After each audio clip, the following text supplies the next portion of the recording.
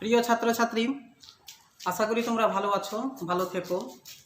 আমরা এরই মধ্যে করেছি, প্রথম টার্ম পরীক্ষা শেষ করেছি। তো প্রথম টার্ম পরীক্ষার রেজাল্ট এখনও আমরা দিতে পারিনি, কিন্তু তাই বলে তো আমাদের পড়াটাকে স্থগিত করে রাখলে তো আর চলবে না, পড়াটাকে এগিয়ে নিয়ে যেতে হবে। তাই আমরা সিদ্ধান্ত নিয়েছি কি যে অনলাইনের মাধ্যমে আমরা আমাদের পাঠ্যকে এগিয়ে নিয়ে যাব। তারপরে অনলাইনের মাধ্যমে পাঠ্যকে এগিয়ে নিয়ে যাওয়ার পর যদিও আমাদের কোথাও বুঝতে অসুবিধা হয়, কোনো জায়গাতে প্রবলেম থাকে, তারপরে যখন আমাদের অফলাইন ক্লাস অর্থাৎ স্কুল খোলা হবে তখন সেই জায়গাগুলোকে সলভ করা হবে, অর্থাৎ সমস্যার সমাধান করা হবে। তাই আমরা আজকে অনলাইন ক্লাসটা আরম্ভ করছি। আমরা ফার্স্ট টার্ম পরীক্ষাতে যে সমস্ত কবিতা, আজকে আমি কবিতা পোর্শনটা পড়াচ্ছি। ফার্স্ট টার্মে অনেকগুলো কবিতা আমাদের পড়া হয়ে গিয়েছে। সূচিপত্র বের করো ছাত্রছাত্রী, সূচিপত্র বের করো। সূচিপত্রতে দেখো কি যে আমাদের 3টি কবিতা পড়তে বাকি রয়েছে, অর্থাৎ সিন্ধু তীরে ফুলোল্লাস আর অস্ত্রের বিরুদ্ধে গান, এই 3টি কবিতা আমাদের পড়তে বাকি রয়েছে।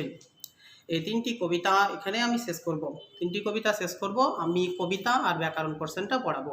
আজকে আমি কবিতাটা ধরছি, কবিতা বেশি সময় লাগবে না, আমি কবিতাটা ধরছি, তারপরে আমি ব্যাকরণ পোর্শনটা পড়াবো।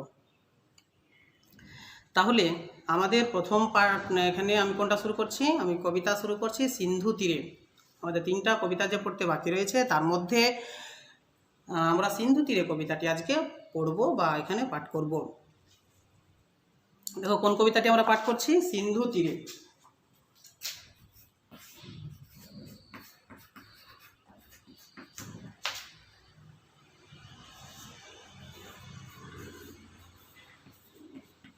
সিন্ধু তীরে কবিতাটি আমরা পাঠ করছি। কবি হচ্ছে সৈয়দ আলাওল।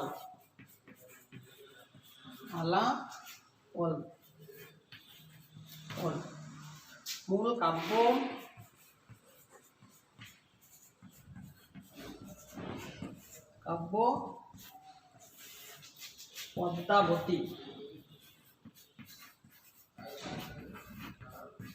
পদ্মাবতী। দেখো তাহলে আজকে আমরা কি করছি, সিন্ধু তীরে কবিতাটি পাঠ করছি। সিন্ধু তীরে কবিতার কবি হচ্ছে কি যে সৈয়দ আলাওল, আর মূল কাব্য হচ্ছে পদ্মাবতী, অর্থাৎ পদ্মাবতী কাব্য থেকে সিন্ধু তীরে কবিতাটি নেওয়া হয়েছে।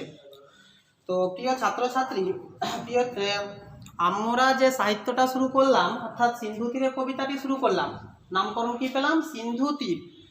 কবিতাটি রচনা করছেন সৈয়দ আলাওল, আর কবি যে কাব্য থেকে সিন্ধু তীরে কবিতাটি নিয়েছেন তার নাম হচ্ছে পদ্মাবতী। এটা তো আমরা জানলাম।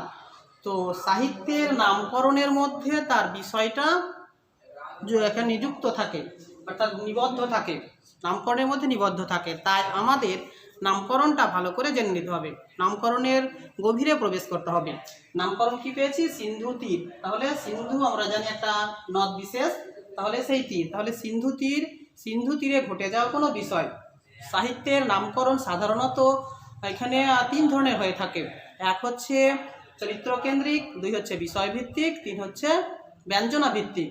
আমাদের যে কবিতাটি পেয়েছি সিন্ধু তীরে, সেই সিন্ধু তীরে কবিতাটি হচ্ছে বিষয়ভিত্তিক নামকরণ, বিষয়ের উপর নির্ভর করে নামকরণটি তৈরি করা হয়েছে। অর্থাৎ সিন্ধুর তীরে ঘটে যাওয়া কাহিনী বা বিষয়কে অবলম্বন করে নামকরণ করা হয়েছে সিন্ধু তীর। তাহলে সিন্ধু তীর বা সিন্ধু মানে এখানে সমুদ্র বা সিন্ধু নামক নদীর তীর। সিন্ধু তীর হচ্ছে সিন্ধু সমুদ্র বা সিন্ধু নামক নদীর তীর। সেই সিন্ধু নামক নদীর তীর বা সিন্ধু সমুদ্রের তীরে কোনো ঘটনা ঘটছে। তাহলে আমরা যে সিন্ধু তীরে কবিতাটি শুরু করছি, তো কবিতাটি পড়ার পূর্বে আমাদের কিছু পূর্ব কথা জানতে হবে। তো নামকরণটা আমরা একটু বুঝতে পারলাম, নামকরণ কি বললাম, সিন্ধু তীর। তো সিন্ধু তীরের কবিতাটির নামকরণ সিন্ধু তীর হলো কেন, সিন্ধু তীর এই জন্য হলো, কবিতাটি শুরু হয়েছে সিন্ধু নামক নদীর তীরে, মানে এই যে ঘটনার কথা বললাম, সিন্ধু তীরে কোনো ঘটনা ঘটছে, তো সিন্ধু নামক বা সমুদ্রের তীরে এখানে কোনো ঘটনা ঘটছে, অর্থাৎ সিন্ধু নদকে কেন্দ্র করে বা সেই সিন্ধু সমুদ্রকে কেন্দ্র করে কবিতাটির সূত্রপাত, সিন্ধুকে কেন্দ্র করে কবিতাটির অগ্রসর এবং সিন্ধু নদকে কেন্দ্র করে কবিতাটির পরিসমাপ্তি। যেহেতু যাবতীয় ঘটনা ঘটলো সিন্ধু তীরে, তাই নাম ওইখানে কবি কবিতার নামকরণ যে করেছেন সিন্ধু তীরে, তাই কবিতার নামকরণটি সার্থক হয়েছে। তাহলে আমরা আশা করি বুঝতে পারলাম নামকরণটা কেন সিন্ধু তীর হলো। সেটাই সেই দৃষ্টিকোণ থেকে কবিতার নামকরণ করা হয়েছে সিন্ধু তীর। বুঝতে পারলে প্রিয় ছাত্রছাত্রী, কবিতাটির নামকরণ কেন সিন্ধু তীর করা হলো সেটা বুঝতে পারলাম। তাহলে এখন আমরা কবিতাটির নামকরণ কেন সিন্ধু তীর করা হলো। এবার চলে এসো, সিন্ধু তীরে কবিতাটি পাঠ করার আগে সরাসরি আমরা বইয়ে যাচ্ছি না। কবিতাটি শুরু করার আগে আমাদের কিছু পূর্ব কথা বা কবিতাটির বিষয় সম্পর্কে কিছু জানতে হবে। তাহলে আমরা যখন লাইন ধরে ব্যাখ্যা করব তখন আমাদের বুঝতে খুব সুবিধা হবে। তাহলে প্রথমে আমি দেখো শুরু করছি কিছু পূর্ব কথা। পূর্ব কথাতে বলছে দেখো, সিন্ধু তীরে কবিতায় দেখো পূর্ব কথা হচ্ছে কি যে চিতরের রাজা হচ্ছে রত্নসেন। চিতরের রাজা রত্নসেন সে বিবাহিত, তার স্ত্রীর নাম হচ্ছে নাগমতি। একদিন রাজা রত্নসেন এক সুখ পাখির কাছে এখানে জানতে পারলেন বা শুনলেন কি যে এখানে সিংহল রাজার এক কন্যা রয়েছে, অতি সুন্দরী, অপূর্ব সুন্দরী, এখানে নাম হচ্ছে পদ্মাবতী। সেই সুন্দরী রাজকুমারীর কথা শুনে সেখানে রাজা রত্নসেন সিংহলের দিকে পাড়ি দিলেন। অর্থাৎ আরও এইটুকু জানতে পেরেছিলেন কি যে সিংহল রাজা তার মেয়ের এখানে বিয়ের জন্য স্বয়ম্বর সভার আয়োজন করেছেন, অর্থাৎ বিয়ের অনুষ্ঠান। স্বয়ম্বর সভা শব্দের অর্থ হচ্ছে বিয়ের অনুষ্ঠানের আয়োজন করেছেন। তখন রত্নসেন কি করলো, সিংহলের দিকে যাত্রা করলো। এখানে যাত্রা করলো এক যোগী ব্রাহ্মণের বেশে। অনেক বাধা বিপত্তি অতিক্রম করে রত্নসেন সিংহলে পৌঁছালো এবং অনেক পরীক্ষা নিরীক্ষার মধ্য দিয়ে পদ্মাবতীর সঙ্গে তার সাক্ষাৎ হলো এবং এখানে সিংহল রাজকে সন্তুষ্ট করে রত্নসেন পদ্মাবতীকে বিয়ে করলো। পদ্মাবতীর সঙ্গে রত্নসেন সিংহলে বেশ কিছুদিন দাম্পত্য জীবন অতিবাহিত করার পর একদিন আবার সুখ পাখির মুখে সে জানতে পারলেন যে তার প্রথম স্ত্রী, কি বলেছিলাম প্রথম স্ত্রীর নাম নাগমতি তার বিরহ বেদনায় জ্বালায় অধীর হয়ে রয়েছে, দুঃখিত হয়ে রয়েছে, অসুস্থ হয়ে রয়েছে। তো যেহেতু তার সেই প্রথম স্ত্রী, তাই প্রথম স্ত্রীকে সে ভুলতে পারছেন না, আর প্রথম স্ত্রীকে ভোলা যায় নাও, তাই সে সিদ্ধান্ত নিল যে সে চিতরে ফিরে আসবে, অর্থাৎ তার রাজ্যে সে ফিরে আসবে। তাই এখানে সিংহল রাজকে বলল তার রাজ্যে ফিরে যাওয়ার কথা। সিংহল রাজ খুশি হয়ে তার এখানে রওনার ব্যবস্থা করলো, অর্থাৎ দেশে ফেরার ব্যবস্থা করলো। তো দেশে ফেরার ব্যবস্থা করার সময় অনেক এখানে মাঝি মোল্লা সমেত অনেক ধন রত্ন চিতরের রাজা রত্নসেনকে সিংহল রাজ উপহার হিসেবে দিলেন, দান সামগ্রী হিসেবে দিলেন। আগেকার সমাজে রাজারা তার মেয়ের বিয়ে দিলে পারে সেই রাজকুমারীর সঙ্গে কোনো দাসী কিংবা ঋষিমণি সঙ্গে দিতে পারত। সেই নিয়মের বশে বা দৃষ্টিকোণ থেকে সিংহল রাজা পদ্মাবতীর সঙ্গে তার 4 সখীকে দিলেন। তার 4 সখীর নাম হচ্ছে বিজয়া, রোহিণী, চন্দ্রকলা আর বিধুন্নলা। এই 4 সখীকে তার সঙ্গে দিল। 4টা সখীর নাম কি বললাম? বিজয়া, রোহিণী, চন্দ্রকলা আর বিধুন্নলা। এই 4টা সখীকে সঙ্গে দিল। আর কি দিয়েছে? এখানে অনেকগুলো নৌকায় এখানে ধন সামগ্রী দিয়েছে রাজা রত্নসেনকে সিংহল রাজ। এই সমস্ত ধন সামগ্রী নিয়ে রত্নসেন যখন চিতরের উদ্দেশ্যে যাত্রা দিচ্ছেন, সমুদ্রের পাশে এসে যখন দাঁড়িয়েছেন তখন স্বয়ং সমুদ্র এসে উপস্থিত হলেন তার কাছে। স্বয়ং সমুদ্র কিসের বেশে এসেছিলেন? এক ব্রাহ্মণের বেশে, এক যোগী ব্রাহ্মণের বেশে ছদ্মবেশ ধারণ করে সেই সমুদ্রের পাশে এসে উপস্থিত হলেন এবং রাজা রত্নসেনকে বললেন যে তুমি যা শ্বশুরালয় থেকে বা শ্বশুরের কাছ থেকে যে ধন সামগ্রী পেয়েছো তার 4 ভাগের 1 ভাগ আমাকে দানস্বরূপ দাও, যার ফলে তোমার যাত্রাপথে কোনো অসুবিধা হবে না, তোমার মঙ্গল হবে, যাত্রাপথে মঙ্গল হবে। যেহেতু সমুদ্র ছিল একজন বৃদ্ধ ব্রাহ্মণ সেই বৃদ্ধ ব্রাহ্মণের এখানে পয়সার বা অর্থের কি দরকার, সেই দৃষ্টিকোণ থেকে দূর দূর করে তাড়িয়ে দিলেন রত্নসেন স্বয়ং সমুদ্রকে। তারপরে ওরা রওনা দিল জলপথে। সমুদ্র বিক্ষিপ্ত হয়ে এখানে ক্রুদ্ধ হয়ে অবশেষে ভয়ঙ্কর জলোচ্ছ্বাস শুরু করে দিল। ভয়ঙ্কর জলোচ্ছ্বাস, ঝড় জল শুরু করে দিল। সেই ঝড় জলে সমস্ত ধন রত্ন সমেত মাঝি মোল্লা সমেত সমস্ত নৌকা ডুবে গেল, একমাত্র রত্নসেনের নৌকা ছাড়া। মানে রত্নসেন যেই নৌকায় ছিল তার স্ত্রী পদ্মাবতী এবং তার সখীদের নিয়ে, সেই নৌকা বাদ দিয়ে বাকি নৌকাগুলো সমুদ্র জলে নিমজ্জিত হয়ে গেল। সমুদ্র জলে নিমজ্জিত হয়ে গেল, হারিয়ে গেল। সেই সময় এক জলরাক্ষস আক্রমণ করলো এদের নৌকাকে, রত্নসেনের নৌকাকে। জলরাক্ষস যখন রত্নসেনের নৌকাকে আক্রমণ করলো, সেই সময় দেবতার উদ্দেশ্যে প্রার্থনা শুরু করলো রত্নসেন। সেই সময় একজন পক্ষী, জলপক্ষী এসে উদ্ধার করলেন রত্নসেন এবং পদ্মাবতী এবং চার সখীকে। ভাগ্যের পরিহাসে দেখো কি হলো, ভাগ্যের পরিহাসে রত্নসেন আর পদ্মাবতীর নৌকা দুটুকরো হয়ে গেল। ওই নৌকা ডুবে গেল না, কিন্তু দুটুকরো হয়ে গেল, দ্বিখণ্ডিত হয়ে গেল। দ্বিখণ্ডিত হয়ে গিয়ে ভেলায় পরিণত হলো।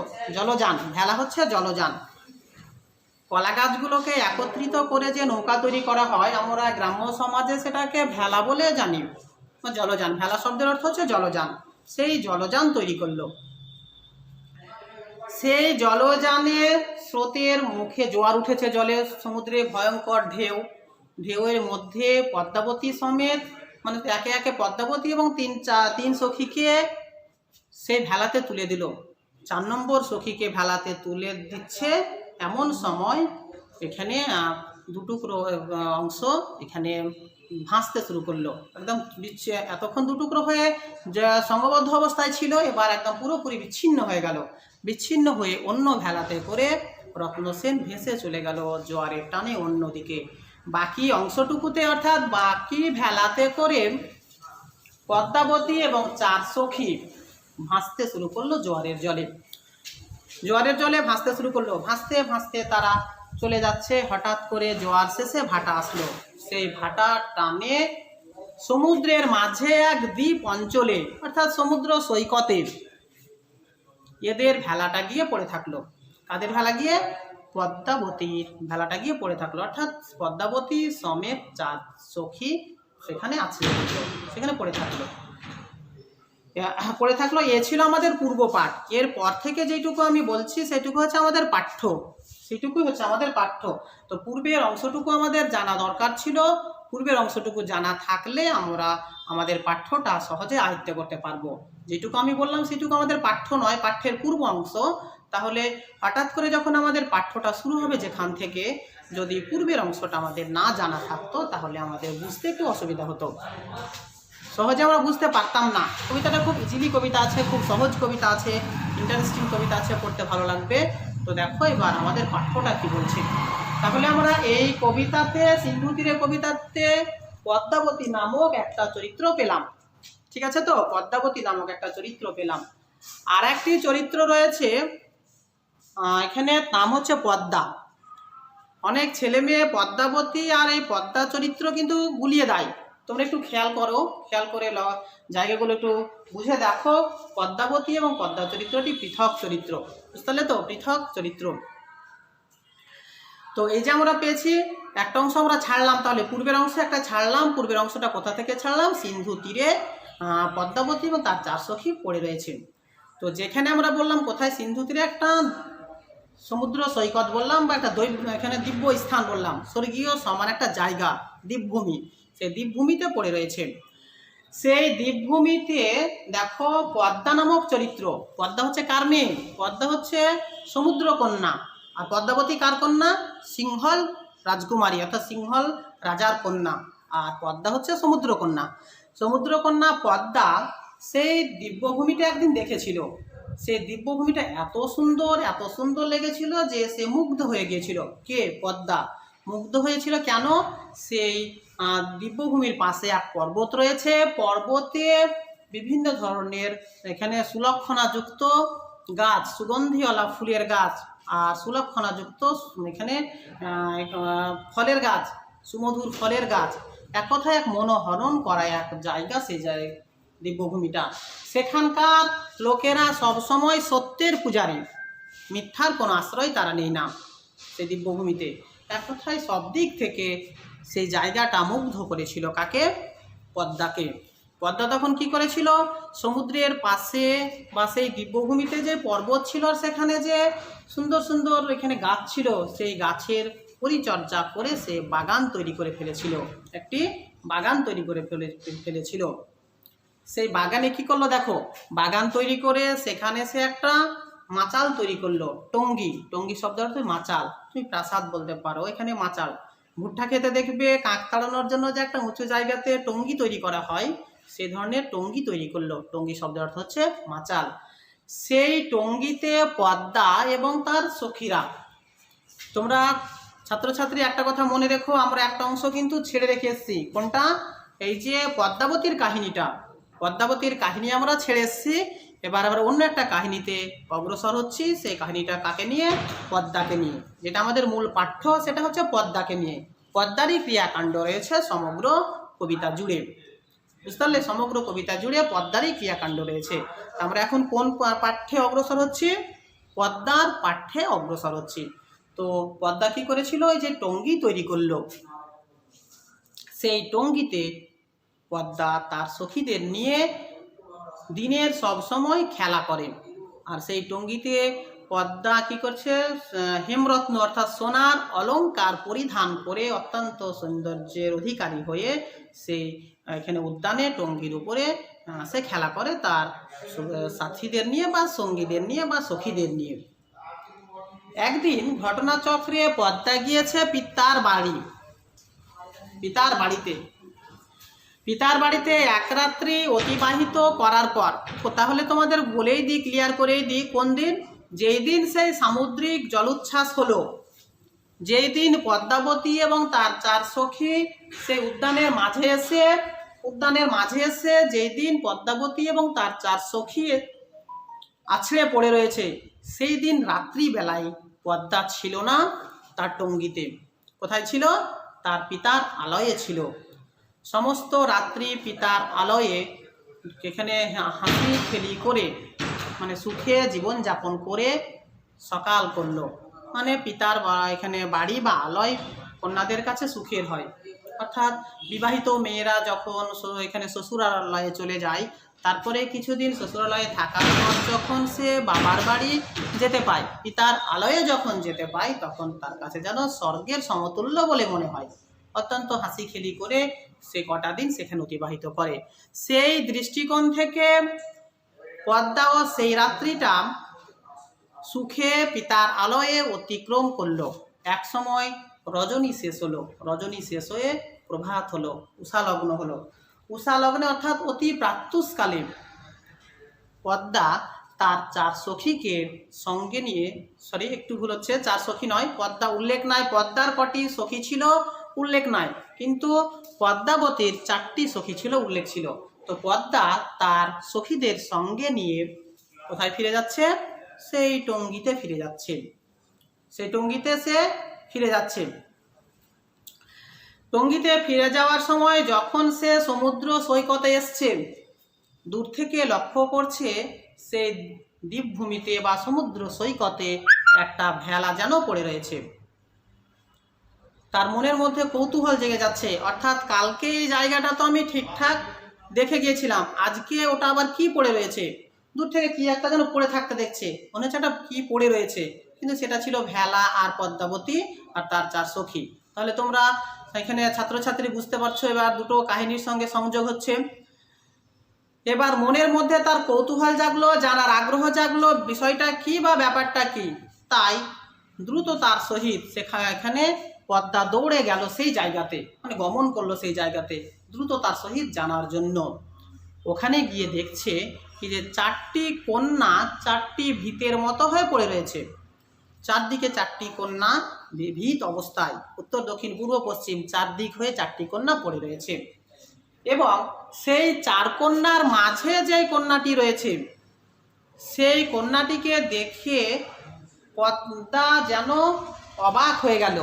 অর্থাৎ তাকে এই মর্ত্য সমাজের কোনো মেয়ে বলে মনে হচ্ছে না, অর্থাৎ এত সৌন্দর্যের অধিকারী ছিল সে, তাকে দেখে মনে হচ্ছে কি যে স্বর্গের কোনো অপ্সরা, স্বয়ং স্বর্গের বিদ্যাধরী তথা দেবী সরস্বতী ইন্দ্রের অভিশাপে হয়তো এখানে স্বর্গভ্রষ্ট হয়ে মর্ত্যভূমিতে এসছে। অর্থাৎ সে সিদ্ধান্ত নিয়েই নিল কি যে সে মর্ত্যভূমির কোনো বাসিন্দা নয়, সে কোথাকার বাসিন্দা? স্বর্গের বাসিন্দা। তার রূপ সৌন্দর্যে মুগ্ধ হয়ে গেল কে? পদ্মা। এবং পদ্মাবতী এবং তার 4 সখীর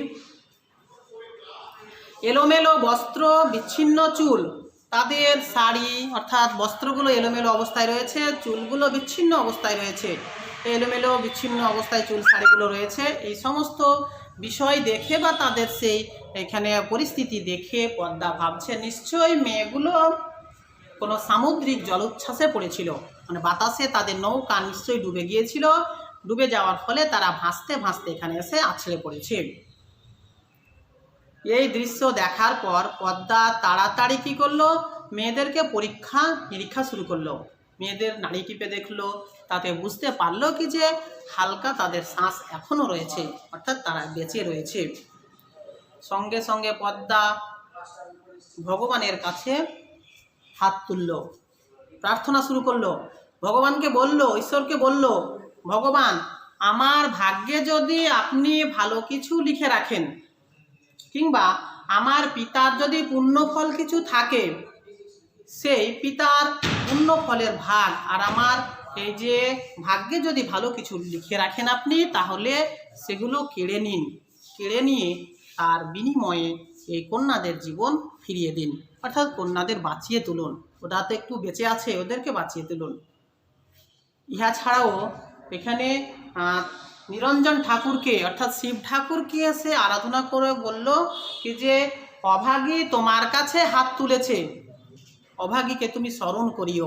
শিব ঠাকুরকে কবিতায় আমরা নিরঞ্জন নামক একটা শব্দ পাবো, নিরঞ্জন হচ্ছে কি যে শিব ঠাকুর, সেই শিব ঠাকুরকে বলছে কি যে এই অভাগীকে তুমি স্মরণ করিও, অভাগী তোমার কাছে হাত তুলেছে, অর্থাৎ এই কন্যাদের জীবন ফিরিয়ে দিয়েন। সেই সঙ্গে পদ্মা তার সখীদের বলল, মেয়েদের অর্থাৎ এই পদ্মাবতী এবং তার সখীগুলোকে শুকনো বস্ত্রাবৃত করো, তাদের বস্ত্র ভিজে রয়েছে, তারা এখানে ভেজা অবস্থায় রয়েছে, তাদেরকে উদ্যান মাঝে নিয়ে যাও, নিয়ে গিয়ে শুকনো বস্ত্রবিত করো এবং আগুন জ্বালো, আগুন জ্বেলে কেহ মাথায়, কেহ গায়ে, কেহ এখানে পায়ে সেক দাও এবং তন্ত্র মন্ত্র শুরু করো। আর যে মহা ঔষধি রয়েছে, মহা ঔষধি গাছের আয়োজন করে তাদেরকে চিকিৎসার ব্যবস্থা করো।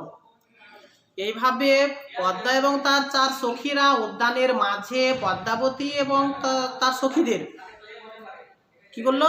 পদ্মা এবং তার সখীরা কি করলো? পদ্মাবতী এবং তার 4 সখীদের উদ্যানের মাঝে নিয়ে গেল। তারপরে আগুন জ্বাললো, আগুন জ্বেলে কেউ মাথাতে, কেউ গায়ে, কেউ পায়ে সেক দিল, দিয়ে 4 দণ্ড এভাবে সেবা শুশ্রূষার পর 4 দণ্ড এভাবে তারা সেবা শুশ্রূষা করলো, এখানে তন্ত্রমন্ত্র করলো, দিয়ে পদ্মাবতী এবং তার 4 সখী জীবন ফিরে পেল। এই যে আমি বললাম দণ্ড, 4 দণ্ড, 4 দণ্ড সমান হচ্ছে 4 ঘন্টা, 1 দণ্ড সমান হচ্ছে 60 মিনিট, 1 দণ্ড সমান হচ্ছে 60 মিনিট, তাহলে 4 দণ্ড সেবা শুশ্রূষা করলো, মানে 4 ঘন্টা সেবা শুশ্রূষার পর পদ্মাবতী এবং তার 4 সখী জীবন ফিরে পেল। এই যে একটা কাহিনী আমরা সৈয়দ আলাওয়ালের কাছ থেকে শুনলাম, সৈয়দ আলাওয়াল আমাদের তথা পাঠক বর্গকে বলছেন এই যে আমি এই কাহিনীটা নিজের থেকে লেখা নয়, নিজের থেকে জানা নয়, আমি আরাকান রাজসভার একজন বিশ্বস্ত মন্ত্রী তথা কবি, আরাকান রাজসভার বিশ্বস্ত মন্ত্রী তথা কবির কাছ থেকে আমি এই কাহিনীটা শুনেছিলাম। আর তারপরে আমি কি করেছি, এই সুন্দর করে রচনাটা করে দিয়েছি, এই কবিত্ব রূপ দিয়েছি, কবিতার রূপ দিয়েছি।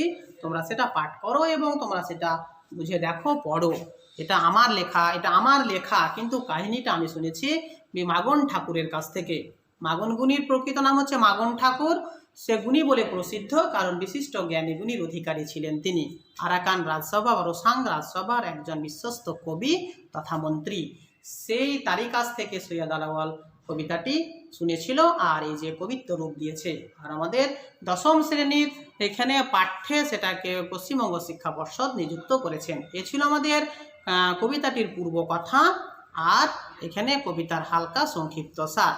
এবার এখানে পাঠকবর্গ তথা প্রিয় ছাত্রছাত্রী, তোমরা এবার কবিতাটি লাইন ধরে ব্যাখ্যা করব। কবিতাটি লাইন ধরে ব্যাখ্যা করার সময় তোমরা হাতে পেন্সিল রাখবে। আমি যে সমস্ত শব্দের এখানে মানেগুলো বলবো, অর্থাৎ মিনিংগুলো বলবো, সেগুলো পেন্সিল দিয়ে তোমরা লিখে লিখে রাখবে। পরবর্তীতে তোমাদের খুব সুবিধা হবে, অর্থাৎ বিষয়টা আয়ত্তে করতে খুব সুবিধা হবে। আমি বারবার বলছি, বোঝানোর সময় তোমাদের কোনো জায়গায় যদি অসুবিধা হয়ে থাকে তোমরা জানাবে, সেগুলো আমি আবার সলভ করে দেবো, অর্থাৎ সমস্যার সমাধান করে দেবো। তবু তোমরা একটু মনোযোগী সহকারে বোঝার চেষ্টা করো, দেখবে বুঝতে পারবে। আমি যেটা বললাম, কবিতা এবার পাঠ শুরু হচ্ছে, কবিতা লাইন ধরে ব্যাখ্যা শুরু হচ্ছে। কবিতা লাইন ধরে ব্যাখ্যার সময় তোমরা হাতে পেন্সিল রাখো, পাশে এখানে অড মিনিংগুলো তুলে রাখো, তাহলেই তোমাদের সুবিধা হবে, তোমাদের সেখানে সমস্যার সমাধান হয়ে যাবে, অনেকটাই হয়ে যাবে। তো দেখো, কবিতা আমরা পড়ছি। সিন্ধু তীরে সৈয়দ আলাওয়াল, মূল কাব্য কি? পদ্মাবতী। একটু মাথায় রাখো, মূল কাব্য যে পদ্মাবতী। দেখো, সিন্ধু তীরে কবিতাটি সৈয়দ কার লিখছে, দেখো পদ্মাবতী, এখানে জায়সির পাদুমাবত কাব্য অবলম্বনে লেখা। জায়সি নামক একটা কবি, তার পদুমাবত কাব্য অবলম্বনে এখানে পদ্মাবতী কবিতাটি লেখা। বুঝতে পারলে তো? তো কবিতাটি পাঠ করছি, দেখো। কন্যারে ফেলিল যথা জলের মাঝারে তথা দিব্যপুরী সমুদ্র মাঝার। প্রথম লাইনে কি পেয়েছি? কন্যারে ফেলিল যথা। কন্যাটি হচ্ছে পদ্মাবতী। ওই যে দেখো, সামুদ্রিক জল উচ্ছ্বাস, তাদেরকে এখানে ভেলার যে একটা অংশ, পদ্মাবতী এবং তার 4 সখী ছিল, তারা ভাসতে ভাসতে সমুদ্রের জলোচ্ছ্বাস বা জোয়ারের জল ভাসাতে তাদের সেই দিব্য ভূমিতে বা সমুদ্র সৈকতে বা দ্বীপ অঞ্চলে আটকে দিল। যখন জোয়ারের পর ভাটা আসলো, তখন তাদেরকে আটকে দিল, তারা আছড়ে পড়ে থাকলো সেখানে। সেটাই বলছে, কন্যারে ফেলিল যথা জলের মাঝারে তথা দিব্যপুরী সমুদ্র মাঝার। মানে সমুদ্রের মাঝে একটা দিব্যপুরী রয়েছে, স্বর্গীয় সমান একটা জায়গা, স্বর্গীয় উদ্যান, সেখানে কন্যাদের ফেলে দিল, মানে আটকে দিল। ফেলে দিল বলতে এখানে সমুদ্রের জলে ভাসতে ভাসতে, জোয়ারের জলে ভাসতে ভাসতে সেই জায়গাতে তারা আটকে গেল। যখন ভাটার টান আসলো, সেই জায়গাতে তারা আটকে গেল। তাহলে 3টা লাইন বুঝতে পারলাম আমরা। কন্যারে অর্থাৎ পদ্মাবতীকে ফেলিল, অর্থাৎ এখানে আটকে দিল। জলের মাঝারে, জলের মধ্যখানে, তথা দিব্যপুর, দেখো জলের মাঝারে, আর দিব্যপুরী মানে স্বর্গীয় সমান, স্বর্গের মতো একটা জায়গা, সমুদ্রের মাঝার মানে সমুদ্রের মাঝে একটা স্বর্গের মতো জায়গা। সেই স্বর্গের মতো জায়গাতে পদ্মাবতী এবং তার 4 সখীকে আটকে দিল। কবিতার ভাষা মেলানোর জন্য বলেছে ফেলে দিল নয়, সমুদ্রের জলোচ্ছ্বাস তাদের ভাসাতে নিয়ে গিয়ে সেখানে আটকে দিল। তাহলে 3 লাইন আমরা বুঝতে পারলাম। পরে চলো। অতি মনোহর দেশ, নাহি তথা দুঃখ ক্লেশ, সত্য ধর্ম সদা সদাচার। সমুদ্রের মাঝারে যে দিব্যপুরীটা রয়েছে, সেটা কি? অতি মনোহর দেশ, মানে অত্যন্ত মন হননকারী দেশ। সেই দেশটা এত সৌন্দর্যের অধিকারী যে যাবে সেখানে সে মুগ্ধ হয়ে যাবে, সেই জন্য বলা হয়েছে অতি মনোহর দেশ। নাহি তথা দুঃখ ক্লেশ, সেখানে কোনো দুঃখ কষ্ট নেই। কেন দুঃখ কষ্ট নেই? মানে অত্যন্ত সৌন্দর্য রয়েছে সেখানে, আর সত্য ধর্ম সদাচার, সেখানে সত্যের পূজারী, সবাই সত্যের পথে বিচরণ করে। যেই জায়গাতে সবাই সত্যের পূজারী, সেখানে তো দুঃখ কষ্ট থাকার কথাই নয়। তার উপরে বলা হয়েছে সেখানে দেশটা হচ্ছে মনোহর, সব দিক থেকে, প্রাকৃতিক সৌন্দর্য বলো, সামাজিক কারণ বললো, এখানে সব দিক থেকে অত্যন্ত সুন্দর, এখানে মন হননকারী জায়গা, তাই সেখানে কোনো দুঃখ কষ্ট নেই। তাহলে বুঝতে পারলে, অতি মনোহর দেশ, নাহি তথা দুঃখ ক্লেশ সত্য ধর্ম সদা, এখানে সদাচার। অতি মনোহর দেশ, এই দেশ বলতে কোন দেশের কথা বলা হয়েছে? সে সিন্ধু তীরে দিব্যপুরীর কথা বলা হয়েছে। পরের লাইনে চলো, সমুদ্র নিরিপতি সুতা পদ্মা নামে গুঞ্জুতা। এই চারটা লাইন যে আমরা পড়লাম, এই চারটা লাইনে কার কথা দেখতে পেলাম? পদ্মাবতীর কথা দেখতে পেলাম। পদ্মাবতী সমুদ্র জলে ভাসতে ভাসতে এসে সেই মনোহর দেশে আটকে রয়েছে, এটা আমরা দেখতে পেলাম। এবার দেখো, সমুদ্র নিরিপতি সুতা, সমুদ্র নিরিপতি মানে সমুদ্র সম্রাট, সুতা, সুতা কাকে বলা হয়? সন্তানদের বলা হয়। তাহলে সমুদ্রের কন্যা, সমুদ্রের কন্যা কে বলেছিলাম আমি? পদ্মা। সমুদ্রের কন্যা হচ্ছে পদ্মা। তাহলে সুতা শব্দের অর্থ কি বললাম? সন্তান, সন্তানদের সুতা বলা হয়। তো সমুদ্র নিরিপতি সুতা পদ্মা নামে গুঞ্জুতা, মানে সমুদ্র নিরিপতি সুতার নাম কি? পদ্মা। আর গুঞ্জুতা হচ্ছে কি যে বিশিষ্ট গুণের অধিকারী, মানে হিতৈষী ব্যক্তিত্ব, সে পরধর্মে কেঁদে ওঠে, সে দানশীল ব্যক্তি, দয়াপরায়ণ ব্যক্তিত্ব। কে? পদ্মা। পদ্মা হচ্ছে দানশীল দয়াপরায়ণ ব্যক্তিত্ব, সেজন্য বলছে গুঞ্জুতা, বিভিন্ন গুণের অধিকারী। পদ্মার মধ্যে বিভিন্ন গুণ রয়েছে। কে? সমুদ্র নিরপতি সুতা পদ্মা, আর পদ্মা বিভিন্ন গুণের অধিকারী, সেজন্য বলা হয়েছে গুঞ্জুতা। সিন্ধু তীরে দেখি দিব্য স্থান, সিন্ধু তীরে সেই স্বর্গীয় উদ্যানটা দেখেছিল। স্বর্গের সমতুল্য জায়গাটা পদ্মা সিন্ধু তীরে দেখেছিল, স্বর্গের সমতুল্য সেই জায়গা সিন্ধু তীরে দেখেছিল। এরপর পদ্মা কি করেছিল দেখো, উপরে পর্বত এক, ফল ফুলে অতিরেক, তার পাশে রচিল উদ্যান। উপরে পর্বত এক মানে সেই দিব্যস্থানের পাশে একটা পর্বত, সেই পর্বতে বিভিন্ন ধরনের ফল এবং ফুলের গাছ, অতিরেক মানে অতিরিক্ত, বিভিন্ন সুস্বাদু ফল এবং সুগন্ধযুক্ত ফুলের গাছ পদ্মা দেখেছিল কোনো একদিন। তাই পদ্মা কি করেছিল, সেই গাছগুলোর পরিচর্যা শুরু করে তার পাশে উদ্যান রচনা করেছিল। দেখো, তার পাশে রচিল উদ্যান, তার পাশে উদ্যান রচনা করেছিল। কে? পদ্মা। মানে সেই দিব্যস্থানের পাশে পর্বত, পর্বতের উপরে বিভিন্ন ফুলের গাছ, ফলের গাছ ছিল, সেখানে সেই ফুল ফলের গাছগুলো পরিচর্যা করে বাগানে পরিণত করেছিল। কে? পদ্মা। পদ্মা সেটাকে বাগানে পরিণত করেছিল। নানা পুষ্প মনোহর সুগন্ধি সৌরভদার, নানা ফল বৃক্ষ সুলক্ষণ। দেখো কি বলছে, নানা পুষ্প মনোহর, সেই উদ্যানে নানা ধরনের ফুলের গাছ মন হননকারী, কোনো নির্দিষ্ট একটা ফুল নয়, নানা ধরনের সুগন্ধিযুক্ত ফুলের গাছ ছিল, যে ফুলের সুগন্ধ মানুষের মন হনন করে নিত। আর দেখো, সুগন্ধি সৌরভদার, তার সৌরভ একদম সুগন্ধ, সুগন্ধিযুক্ত সৌরভ, সেই সৌরভের টানে মানুষ যেন আকর্ষিত হয়ে যেত। ইহা ছাড়াও বিভিন্ন দেখো সুস্বাদু ফলের গাছও ছিল, নানা ফল বৃক্ষ সুলক্ষণ, নানা সুলক্ষণাযুক্ত বৃক্ষের গাছও ছিল সেই উদ্যানে। তাহলে সুগন্ধিওয়ালা ফলের গাছ আর সুলক্ষণাযুক্ত ফুলের গাছ ছিল কোথায়? সেই উদ্যানের মাঝে। কার উদ্যান এখন সেটা? পদ্মার উদ্যান। সেটা প্রাকৃতিক উদ্যান, কিন্তু পদ্মা সেটার পরিচর্যা করে নিজের করে নিয়েছে। পদ্মা সেটা সেই সমুদ্রের মাঝারে দ্বীপ অঞ্চলে সেটার পরিচর্যা করে পদ্মা এখন নিজের করে নিয়েছে সেই উদ্যানকে। তাহাতে বিচিত্র টঙ্গী হেমরত্নে নানা রঙ্গী, তথা কন্যা থাকে সর্বক্ষণ।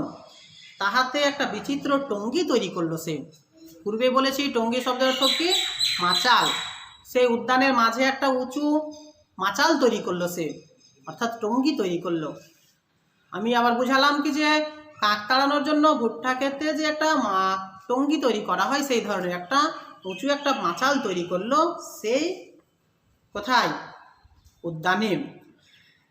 সেই টঙ্গীতে পদ্মা কি করছে দেখো, হেমরত্নে নানা রঙ্গী, তথা কন্যা থাকে সর্বক্ষণ। কন্যাটিকে কোশ্চেন আসবে, তথা কন্যা থাকে সর্বক্ষণ, কন্যাটিকে? কন্যাটি হচ্ছে পদ্মা। হেমরত্ন মানে সোনার অলংকার, হেমরত্ন শব্দের অর্থ হচ্ছে সোনার অলংকার।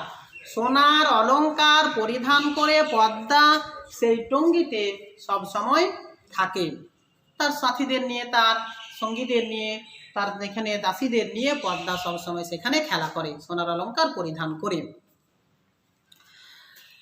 চলো পরের লাইন, পিতৃপুরে ছিল নিশি নানা সুখে খেলি হাসি, যদি হইল সময় প্রত্যুষ। পিতৃপুরে একদিন পিতার আলয়ে ছিল নিশি, নিশি মানে রাত্রিকাল, পিতৃপুরে পুরে মানে পিতার আলয়, আর নিশি মানে নিশি হচ্ছে রাত্রিকাল। তো একদিন পদ্মা পিতার বাড়িতে রাত্রিটা অতিবাহিত করলো নানা সুখে খেলে হেসে। দেখো, নানা সুখে খেলি হাসি, পিতৃপুরে পদ্মা নানা সুখে হাসি খেলি করে একটা রাত্রি অতিবাহিত করলো। যদি হইল সময় প্রত্যুষ, এক সময় কি হলো দেখো, এক সময় নিশিকাল অর্থাৎ রজনীকাল শেষ হয়ে গিয়ে সকাল হলো, উষালগ্ন হলো, প্রত্যুষ কাল হলো। প্রত্যুষ হচ্ছে উষালগ্ন, অতি ভোরবেলা। পূর্বাকাশে যে উষালগ্ন যাকে বলা হয়, ভূগোলে আমরা পড়ছি, পূর্বাকাশে এখানে যখন অন্ধকার অংশ পেরিয়ে সূর্য যখন আলোকিত, পৃথিবী যখন আলোকিত অংশে প্রবেশ করে, এই যে পূর্বাকাশে যে সূর্যের যে ক্ষীণ জ্যোতি দেখা যায়, সূর্য এখন উদিত হয়নি কিন্তু তার জ্যোতিটা বেরিয়ে এসছে, সেই সময়টাকে বলে উষালগ্ন। সেই উষালগ্ন কাল হলো এক সময়, অতি প্রাত্যুষকাল, অতি ভোরবেলা। সেই সময় পদ্মা কি করলো দেখো, সখীগণ করি সঙ্গে আসিতে উদ্যানে রঙ্গে, সিন্ধু তীরে রহিছে মাঞ্জস। পদ্মা তার সখীদের সঙ্গে নিল, কি জন্য সঙ্গে নিল, আবার সেই তার উদ্যানে ফিরে আসবে। দেখো, আসিতে উদ্যানে রঙ্গে মানে উদ্যানে আসবে, বিভিন্ন রঙ্গ করবে, মজা করবে, খেলা করবে তার সাথীদের নিয়ে অর্থাৎ সখীদের নিয়ে খেলা করার জন্য সে রওনা দিচ্ছে এবার সেই উদ্যানের দিকে। রওনা করার সময় যখন কাছাকাছি অংশ চলে এসছে, তখন পদ্মা দেখতে পাচ্ছে দেখো একটা মাঞ্জস পড়ে রয়েছে। মাঞ্জস শব্দের অর্থ হচ্ছে ভেলা বা জলযান। মাঞ্জস শব্দের অর্থ কি, কোশ্চেন আসবে, মাঞ্জস শব্দের অর্থ কি, তখন তোমরা লিখছো ভেলা বা জলযান, সিন্ধুর তীরে পড়ে রয়েছে। মনেতে কৌতুকবাসী তুরিতে গমনে আসি, দেখে চারি সখী চারি ভিত। মনের মধ্যে তার কৌতূহল জেগে গেল। কৌতূহল শব্দের অর্থ হচ্ছে জানার আগ্রহ। মনের মধ্যে পদ্মার কৌতূহল জাগলো অর্থাৎ জানার আগ্রহ জাগলো, তাই তুরিতে অর্থাৎ তাড়াতাড়ি, গমনে আসি, গমন মানে স্থান পরিবর্তন, এক জায়গা থেকে অন্য জায়গায় স্থান পরিবর্তনকে বলা হয় গমন। আমরা এখানে ক্লাস 10-এ এখানে বায়োলজিতে পড়ছি, এক জায়গায় স্থির থেকে অঙ্গ প্রত্যঙ্গ সঞ্চালনকে বলা হয় চলন, আর এই যে এক জায়গা থেকে অন্য জায়গায় যে স্থান পরিবর্তন করার ক্ষমতা সেটা হচ্ছে গমন। তো পদ্মা যখন দেখতে পেল সমুদ্রের তীরে একটা পড়ে রয়েছে, মাঞ্জস পড়ে রয়েছে, মনের মধ্যে তার একটা কৌতূহল জাগলো, ব্যাপারটা কি, কালকে সন্ধ্যায় তো সব ঠিকঠাক ছিল, আজকে তাহলে এগুলো কেন, এটা কি পড়ে রয়েছে, এই মনের কৌতূহল তার বসে পদ্মা দৌড়ে যাচ্ছে কোথায়, সেই মাঞ্জসের কাছে। সেটা বলছে দেখো, তুরিতে গমনে আসি মানে তাড়াতাড়ি গমন করলো পদ্মা। দেখে চারি সখী চারি ভিত, এসে দেখতে পেল চারটা সখী চারটা ভিত হয়ে পড়ে রয়েছে, মানে একটা উত্তর দিকে, একটা পূর্ব দিকে, একটা পশ্চিম দিকে, একটা দক্ষিণ দিকে, চারদিকে চারটা এখানে পড়ে রয়েছে। বলছে দেখো, চারি সখী চারি ভিত, মধ্যেতে যে কন্যাখানি রূপেবতী রম্ভাজিনী, নিপাতিত চেতন রহিত। চারটা সখী চারটা ভিতের মতো পড়ে রয়েছে। আমি ভিতটা তোমাকে আবার বলি, ভিত হচ্ছে কি যে একটা ধরো কি যে বাড়ি দিচ্ছ তুমি, একটা চতুর্ভুজ তৈরি করো, চতুর্ভুজ তৈরি করতে গেলে চারটা যে সরল রেখা লাগে, সেই চারটা সরল রেখা হচ্ছে চারটা মেয়ে, এভাবে পড়েছিল। একটা চতুর্ভুজে যে চারটা সরল রেখা, তো এই চারটা সরল রেখা হচ্ছে কি যে চারটা মেয়ে, এই অবস্থায় পড়েছিল। আর চতুর্ভুজের মধ্যে একটা দাগ দিয়ে দাও, চতুর্ভুজের মধ্যে একটা দাগ দিলে যে একটা দাগ পাওয়া যাচ্ছে সেটা হচ্ছে যে পদ্মাবতী। চতুর্ভুজের মধ্যে একটা দাগ দিলে যে এটা পাওয়া যাচ্ছে সেটা হচ্ছে পদ্মাবতী। অর্থাৎ আমি তোমাদের দেখাচ্ছি, দেখো ভিত জিনিসটা কি কিভাবে পড়েছিল। একটা ভিত, দেখো দ্বিতীয় নম্বর ভিত, তৃতীয় নম্বর ভিত, চতুর্থ নম্বর ভিত, আর মধ্যে আবার একটা ভিত। তো দেখো চারি কন্যা, দেখো চারি ভিত, আর এই যে দেখো চারটি কন্যা এসে দেখছে চারটা কন্যা চারটা ভিতের মতো অবস্থায় পড়ে রয়েছে, চারটি কন্যা চারটা ভিতের মতো অবস্থায় পড়ে রয়েছে। এই যে একটা ভিত, দুটো, তিনটা, চারটা, আর এই যে মধ্যের এই কন্যাটা হচ্ছে পদ্মাবতী। সেটাই বলছে দেখো, মধ্যেতে যে কন্যাখানি রূপেবতী রম্ভাজিনী, রম্ভা হচ্ছে স্বর্গের অপ্সরা, রম্ভা হচ্ছে স্বর্গের অপ্সরা, অত্যন্ত সৌন্দর্যের অধিকারী। মধ্যেতে যে কন্যাখানি রূপেবতী রম্ভাজিনী, নিপাতিতা চেতন রহিত। চারটা কন্যা চারটা ভিত হয়ে পড়ে রয়েছে, আর মধ্যখানে একটা কন্যা পড়ে রয়েছে। সেই কন্যাটাকে দেখে মনে হচ্ছে কি দেখো স্বর্গের অপ্সরা। সেই কন্যাটার রূপ সৌন্দর্য দেখে মনে হচ্ছে ও যেন মর্ত সমাজের অর্থাৎ পৃথিবীর কোনো মেয়ে মানুষ নয়, ও যেন স্বর্গের অপ্সরা স্বয়ং কোথায় এসছে, এই ভূমিতে এসছে। অনুমান করে নিপাতিত চেতন রহিত, পড়ে রয়েছে জ্ঞানশূন্য অবস্থায়। চেতন রহিত শব্দের অর্থ হচ্ছে সেন্সলেস, যাকে আমরা বলি, বা জ্ঞানশূন্য, অচৈতন্য। অচৈতন্য আমরা বলি না, বা জ্ঞানশূন্য বা সেন্সলেস, সেই অবস্থায় পড়ে রয়েছে মাটিতে। নিপাতিত মানে পড়ে থাকা, পড়ে রয়েছে পাঁচটি কোণ এভাবে। দেখিয়া রূপের কলা বিস্মিত হইল বালা, অনুমান করে নিশ্চিতে। মধ্যের কন্যাটি রূপের কারুকার্য দেখে অবাক হয়ে গেল পদ্মা। দেখো কি বলছে, দেখিয়া রূপের কলা মানে দেখে রূপের কারুকার্য, বিস্মিত মানে অবাক, হইল বালা, বালাটিকে, বালা হচ্ছে পদ্মা। পদ্মা এই রূপের কারুকার্য বা সৌন্দর্য দেখে অবাক হয়ে গেল। অবাক হয়ে গিয়ে অনুমান করে নিশ্চিতে, অনুমান করলো নিজ হৃদয়ে। নিজ হৃদয়ে সে অনুমান করছে। কি অনুমান করছে দেখো, একটা আন্দাজ করছে, আইডিয়া করছে। কি করছে দেখো, ইন্দ্র সাপে বিদ্যাধরি কিবা স্বর্গ ভ্রষ্ট করি, অচৈতন্য পড়িছে ভূমিতে। মানে ইন্দ্রের দেবরাজ ইন্দ্র, ইন্দ্রকে স্বর্গের দেবরাজ, স্বর্গের রাজা ইন্দ্র, ইন্দ্রের অভিশাপে স্বয়ং বিদ্যাধরী। বিদ্যাধরীর শব্দের অর্থ কি, দেবী সরস্বতী। দেখো এই দেবী সরস্বতী কি হয়েছে, স্বর্গ কিবা স্বর্গ ভ্রষ্ট করি, ইন্দ্রের অভিশাপে স্বয়ং দেবী সরস্বতী স্বর্গভ্রষ্ট হয়েছে। অর্থাৎ স্বর্গে সে কোনো ভুল করেছে, সেই ভুলের প্রায়শ্চিত্ত হিসেবে দেবরাজ ইন্দ্র তাকে মর্তভূমিতে পাঠিয়েছে। মানে স্বর্গভ্রষ্ট হয়ে মর্তে তার জায়গা হয়েছে, পৃথিবীতে তার জায়গা হয়েছে।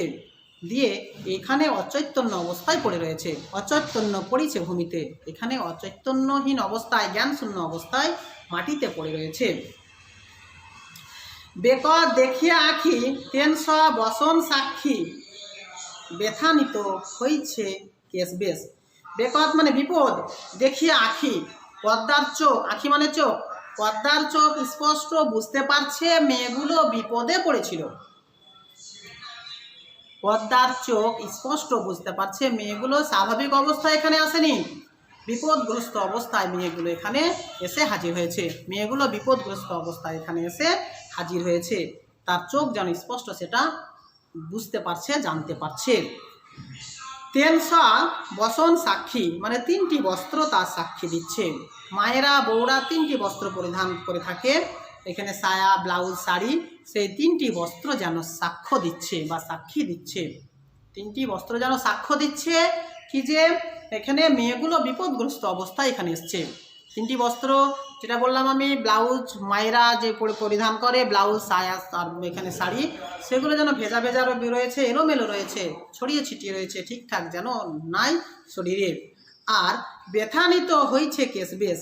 ব্যথানিত শব্দের অর্থ হচ্ছে এলোমেলো, আগোছালো। ব্যথানিত হয়েছে আগোছালো। ব্যথানিত শব্দের অর্থ হচ্ছে আগোছালো বা এলোমেলো। কেশ মানে চুল, বেশ মানে সাজসজ্জা। মানে মেয়েগুলোর সাজসজ্জা এবং চুল এলোমেলো অবস্থায় রয়েছে। মেয়েগুলোর সাজসজ্জা এবং চুল এলোমেলো অবস্থায় রয়েছে, এটা যেন পদ্মা স্পষ্ট চোখে দেখতে পেল এবং বুঝতে পারলো মেয়েগুলো নিশ্চয় বিপদে পড়ে এটা হয়েছে। ও তখন কি ভাবছে দেখো, পদ্মা কি ভাবছে, বুঝি সমুদ্রের নাও ভাঙ্গিল প্রবল বাও। বোধ হয় সমুদ্রের নৌকা ভেঙে ফেলেছে প্রবল বাতাস। মানে সমুদ্রের ঝড়, সমুদ্রের ঝড় জল, এখানে কি হয়েছে, সমুদ্রের ঝড় জল বা বাতাস সমুদ্রের নৌকাকে ভেঙে ফেলেছে। মানে সামুদ্রিক জলোচ্ছ্বাস বা ঘূর্ণিঝড় এই নৌকাকে বা মেয়েগুলো নৌকাকে ভেঙে ফেলেছে। মোহিত পাইয়া সিন্ধু ক্লেশ, এই জায়গাটা একটু ভালো করে বোঝো। কি বলছে দেখো, পদ্মা আইডিয়া করছে বোধ হয় সমুদ্রের নৌকা ভেঙে ফেলেছে বাতাস। এই বাতাস দেখো মোহিত পাইয়া, মোহিত হচ্ছে মোহগ্রস্ত, আর দেখো মোহগ্রস্ত হইয়া সিন্ধুর কষ্ট, মানে সিন্ধুর কষ্টে বাতাস মোহগ্রস্ত হয়েছে। সিন্ধু নদের কষ্টে, মানে সিন্ধু নদ কোনো জায়গা থেকে বা সমুদ্র, এখানে সিন্ধু নির্দিষ্ট কোনো নদী নয়, এখানে সমুদ্রের কথা বলতে পারো বা সিন্ধু নামক নদের কথা বলতে পারো। সিন্ধু এখানে সমুদ্র, কোনো ব্যাপারে সে কষ্ট পেয়েছে, সেই কষ্টের ভাগিদার হয়েছে বাতাস, মানে কষ্টের এখানে মোহগ্রস্ত হয়েছে, সিন্ধুর কষ্টে মোহগ্রস্ত হয়েছে বাতাস। এই বাতাস মোহগ্রস্ত হয়ে ভয়ঙ্কর রূপে সমুদ্রে দেখা দিয়ে এই মেয়েগুলো নৌকাকে ভেঙে ফেলেছে। এই দুটো লাইনের মানেটা একদম খুব ভালো করে বোঝো, এই দুটো লাইন একটু বুঝতে অসুবিধা হয়। তাহলে কি দেখতে পেলাম দেখো, পদ্মা ভাবছে বুঝি সমুদ্রের নৌকা এখানে ভেঙে ফেলেছে প্রবল বাতাস সিন্ধু নদের কষ্টে মোহগ্রস্ত হয়ে, মানে সিন্ধু নদের কষ্টে বা সমুদ্রের কষ্টে কে মোহগ্রস্ত হলো? বাতাস মোহগ্রস্ত হয়েছে, কি করলো? সমুদ্রের নৌকাকে ভেঙে ফেললো। ভেঙে ফেলার ফলে কি হলো? এই মেয়েগুলোর এই অবস্থা হলো। বুঝতে পারলে? এই মেয়েগুলোর এই অবস্থা হলো। চিত্রের পতলি সমা নিপাতিত মনোরমা কিঞ্চিত আছয় মাত্র শ্বাস। এই মেয়েগুলোকে দেখে মনে হচ্ছে, দেখো বিশেষ করে পদ্মাবতীকে দেখে মনে হচ্ছে চিত্রকরের হাতের তৈরি যেন পুতুল, অত্যন্ত সৌন্দর্যের অধিকারী। এমন ধরনের সৌন্দর্য মর্ত্যভূমিতে কোনো মেয়ের হতে পারে না, সেই জন্য বলা হচ্ছে চিত্রকরের হাতের তৈরি পুতুলের সমান সমতুল্য। দেখো চিত্রের পতলি, পতলি মানে পুতুল, সমা মানে সমা মানে সমান, নিপাতিত পড়ে রয়েছে মনোরমা, মনোরমা হচ্ছে লক্ষ্মী, মনোরমা হচ্ছে লক্ষ্মী। বুঝতে পারলে তো? তাহলে লক্ষ্মী ঠাকুরের সঙ্গে তুলনা করা হয়েছে কাকে? এখানে পদ্মাবতীকে, বা মন হনন করা এখানে ব্যক্তিত্ব। কিঞ্চিত আছয় মাত্র শ্বাস, পরীক্ষা নিরীক্ষা করে লক্ষ্য করে দেখছে পদ্মা কি যে মেয়েগুলো, অর্থাৎ এখানে পদ্মাবতীর এখনো শ্বাস চলছে, মেয়েগুলো মারা যায়নি, তারা জীবিত রয়েছে, হালকা হালকা শ্বাস তাদের চলছে। অতি স্নেহ ভাবি মনে বলে পদ্মা ততক্ষণে বিধি মোরে না করো নৈরাস। যখন পদ্মা বুঝতে পারলো মেয়েগুলো এখনো বেঁচে রয়েছে, তখন স্নেহের সহিত ও কিন্তু ঈশ্বরের কাছে, ভগবানের কাছে দুই হাত তুলে প্রার্থনা শুরু করলো। যে কি বলছে দেখো, স্নেহের সহিত পদ্মা এখানে এতক্ষণে ভাবছে, বলছে কাকে? বিধাতাকে। দেখো অতি স্নেহ ভাবি মনে বলে পদ্মা ততক্ষণে বিধি মোরে না করো নৈরাস। বিধাতা আমাকে নিরাশা করো না। নৈরাস শব্দের অর্থ নিরাশা, বিধি মানে বিধাতা, ঈশ্বর, ভগবান, আল্লাহ। আমাকে নিরাশা করো না, আমি তোমার দুয়ারে হাত তুলেছি, আমাকে নিরাশা করে ফিরিয়ে দিন না আপনি। কাকে বলছে? বিধাতাকে বলছে, ঈশ্বরকে বলছে। পদ্মা হাত তুলেছিল কেন? পদ্মাবতী এবং তার 4 সখীর জীবন ফিরিয়ে পাওয়ার জন্য। কি বলছে দেখো পদ্মা বিধাতার উদ্দেশ্যে, পিতার পুণ্যের ফলে মোহর ভাগ্যের বলে বাহারুক কন্যার জীবন। আমার পিতা যদি কোনো পুণ্যকর্ম করে থাকে, সেই পুণ্যকর্মের ভাগিদার তো আমি। অর্থাৎ কোনো পিতার যদি সম্পত্তি বা সম্পদ যদি নিজের করে রাখে, তাহলে তার অবর্তমানে, সে যখন এই পৃথিবীতে থাকবে না, তার অবর্তমানে সমস্ত সম্পত্তির ভাগ পাবে কে? তার সন্তানরা। তাহলে পদ্মা বলছে কি যে আমার পিতা যদি কোনো পুণ্যকর্ম করে থাকে, সেই পুণ্যকর্মের তো আমি কিছু ভাগ পাবো সেটা, আর আপনি যদি আমার ভাগ্যে ভালো কিছু লিখে রাখেন, তাহলে সেগুলো আমাকে দিয়েন না, সেগুলো আমার কাছ থেকে কেড়ে নিয়ে এই কন্যাদের জীবনটাকে বাঁচিয়ে দিন। দেখো কি বলছে, বাহারুক কন্যার জীবন। বাহারুক শব্দের অর্থ ফিরে পাক, বেঁচে উঠুক। বাহারুক শব্দের অর্থ হচ্ছে ফিরে পাক বা বেঁচে উঠুক কন্যার জীবন। তারপরে পদ্মা কি বলছে দেখো, চিকিৎসিমু প্রাণপণ কৃপা করো নিরঞ্জন দুঃখিনী রে করিয়া স্মরণ। মানে চিকিৎসা করব প্রাণপণে, যতটা সম্ভব প্রাণ দিয়ে প্রাণপণে আমরা চিকিৎসা করব এই কন্যাদের। দয়া করো নিরঞ্জন, কৃপা মানে দয়া, দয়া করো নিরঞ্জন। নিরঞ্জন হচ্ছে শিব ঠাকুর, শিব দেবতা, রুদ্র, যাকে শিব ঠাকুর কোমল রূপ হচ্ছে শিব, সে ভয়ঙ্কর হয়ে গেলে নাম হয়ে গেল রুদ্র, মহাদেব যাকে বলা হয়, তাকেই বলা হচ্ছে নিরঞ্জন। বলছে কি যে চিকিৎসা করব প্রাণপণে, দয়া করো শিব ঠাকুর অর্থাৎ নিরঞ্জন ঠাকুর, দুঃখিনী রে করিয়া স্মরণ। দুঃখিনী রে স্মরণ করে, এখানে দুঃখিনী আপনাকে স্মরণ করছে, আর আপনি একটু এখানে আমাকেও আমার কথাটা রাখুন। কাকে বলছে? নিরঞ্জন ঠাকুরকে। মানে এখানে দুঃখিনী তোমার দুয়ারে হাত তুলেছে, তুমি তাকে একটু স্মরণ করো এবং তার মনস্কামনাটা পূরণ করো। পদ্মার মনস্কামনা কি? পদ্মাবতী এবং তার 4 সখীর জীবনটা ফিরিয়ে দেওয়ার। সখী সবে আজ্ঞা দিল উদ্যানের মাঝে নিল পঞ্চজনে বসনে ঢাকিয়া। তারপরে পদ্মা নিজের সখীদের আজ্ঞা দিল, আদেশ দিল, কি বলল? উদ্যানের মাঝে এদের নিয়ে চলো। পদ্মার আদেশ মতো তার 4 সখীরা শুকনো বস্ত্র দেখো শুকনো বস্ত্রে ঢেকে উদ্যানের মাঝে পদ্মাবতী এবং তার 4 সখীকে নিয়ে গেল। দেখো পঞ্চজনে বসনে ঢাকিয়া, এই পঞ্চজন কারা? পদ্মাবতী এবং তার 4 সখী। বসনে মানে বস্ত্রে ঢেকে, বস্ত্রে ঢেকে, আমি পূর্বে বলেছি তাদের বস্ত্রগুলো এলোমেলো হয়েছিল, তাই বস্ত্রে ঢেকে তাদের উদ্যানের মাঝে নিয়ে গেল এবং উদ্যানের মাঝে তাদের শুকনো বস্ত্রাবৃত করলো। ভেজা বস্ত্র পরিত্যাগ করে শুকনো বস্ত্রাবৃত করলো। কোশ্চিন আসবে, পঞ্চজন বলতে কাদের কথা বলা হয়েছে? পদ্মাবতী এবং তার 4 সখীর কথা বলা হয়েছে। পদ্মা বলছে আরো দেখো, অগ্নি জ্বালি ছেকে গাও কেহ শিরে কেহ পাও তন্ত্র মন্ত্রে মহৌষধি দিয়া। মানে আগুন জ্বালো, আগুন জেলে সেঁক দাও। ছেঁকে গাও মানে ছেঁকে আসলে সেঁকে, আমরা যেটা সেঁক বলি। আগুন জ্বালো, আগুন জেলে সেঁক দাও। কোথায় কোথায়? কেহ মাথাতে দাও, দেখো কেহ শিরে, শির মানে মাথা, আর কেহ এখানে পাও। দেখো আগ্নি জ্বালি ছেঁকে গাও, গাও বলতে শরীর। আগুন জ্বালো, আগুন জ্বেলে কেউ শরীরে সেঁক দাও, কেহ মাথায় সেঁক দাও, শির মানে মাথা, আর কেহ পায়ে সেঁক দাও। তন্ত্র মানে এখানে তন্ত্র মন্ত্র, তন্ত্র মন্ত্র যাগযজ্ঞ মন্ত্র, বুঝতে পারলে তো? এখানে তন্ত্র মন্ত্র দিয়া এবং ঔষধি দিয়া। এখানে সেই উদ্যানে ঔষধি গাছ ছিল। আগেকার সমাজে তো এত টেকনোলজির আবিষ্কার হয়নি, এত বিজ্ঞানের আবিষ্কার হয়নি, তাই এত ওষুধ ছিল না। সেই সময়কার মানুষরা কি করতো? বিভিন্ন গাছগাছড়া দিয়ে অসুখ থেকে পরিত্রাণ পেত, আরোগ্য লাভ করত। সেই দৃষ্টিকোণ থেকে বলা হয়েছে, পদ্মা বলছে তার সখীদের আগুন জ্বালো, আগুন জ্বেলে কেউ গায়ে সেঁক দাও, কেউ মাথায় সেঁক দাও, কেউ পায়ে সেঁক দাও। বিভিন্ন তন্ত্রমন্ত্রের আয়োজন করো, যজ্ঞের আয়োজন করো এবং বিভিন্ন মহৌষধি গাছ দিয়ে এদের সেবা যত্ন করো। কাকে বলছে? তার সখীদের। দণ্ডচারী এই মতে বহু যত্ন চিকিৎসিতে পঞ্চকন্যা পাইলা চেতন। দণ্ডচারী মানে 4 দণ্ড এভাবে বহু যত্ন চিকিৎসা করলো পদ্মা এবং তার 4 সখী, পদ্মা এবং তার সখীরা। কাদের চিকিৎসা করলো? পদ্মাবতী এবং তার 4 সখীর। 4 দণ্ড, 1 দণ্ড সমান কত মিনিট? 60 মিনিট। 1 দণ্ড সমান হচ্ছে 60 মিনিট, অর্থাৎ এখানে 4 ঘন্টা। 4 দণ্ড মানে 4 ঘন্টা। এখানে বহু যত্নের সহিত পদ্মা এবং তার পদ্মা এবং পদ্মার সখীরা পদ্মাবতী এবং তার 4 সখীদের চিকিৎসা করলো। অবশেষে পঞ্চকন্যা পাইলা চেতন। এই লাইনটা ধরে 3-এর কোশ্চিন পড়ে, পঞ্চকন্যা পাইলা চেতন। পঞ্চকন্যা কে?